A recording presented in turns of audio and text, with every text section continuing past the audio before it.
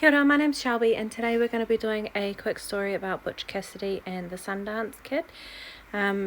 It's just a brief one at this point, and then later on I'm probably going to do a bit of a deeper dive and more in depth. But so this is a depiction of him there, and yeah, so we'll go from there.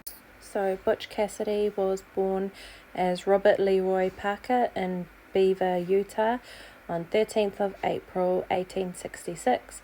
He is one of 10 children.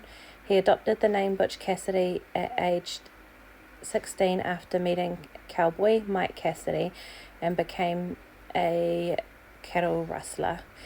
Butch took over Mike Cassidy's small gang when Mike Cassidy shot a Wyoming rancher, and in early 1887 Cassidy met Bill and Tom McCarthy and joined their gang.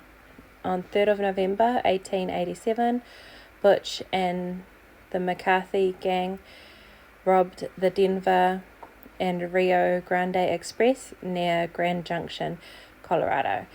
The guard refused to open the safe and Bill McCarthy threatened to shoot him, but the gang members voted not to kill the man, so the gang moved off without making a cent. Butch Cassidy became disenchanted with robbery and began rustling again, and on 30th of March 1889 Cassidy and the McCarthys robbed the First National Bank of Denver of $20,000. On 24th of June, the gang robbed the bank in Telluride and Colorado of $10,500. In both robberies, the gang never fired a shot. A huge posse was raised, so Cassidy went into hiding and took honest employment. However, he ended up in jail after punching a drunk and being convicted of disturbing the peace. In his release, he became an extortionist with Al Hainer, and if ranchers did not pay up, the two rustlers rustled their cattle. They were caught, and on 15th of July 1894, they were sentenced to 2 years in jail. On 19th of January in 1896, Cassidy was released and went to the Colorado hideout known as the Hole in the Wall. There he linked up with the Wild Bunch. With them he organized bank robberies, scouting ahead to ensure the success of each plan. Over the next few years, Cassidy and his new sidekick, the Sundance Kid, robbed several trains, netting more than $100,000. Far out. Bit of the aftermath was what happened to Butch Cassidy and the Sundance Kid remains a mystery.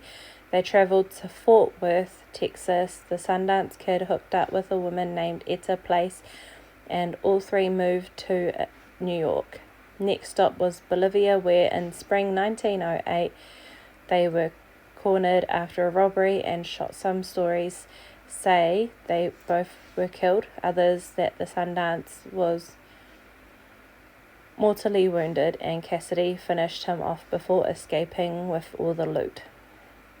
Butch Cassidy supposedly made it back to the States, where he died on 20th of July 1937 or 1943 or 1944. It depends on your source, so they're not actually 100% sure.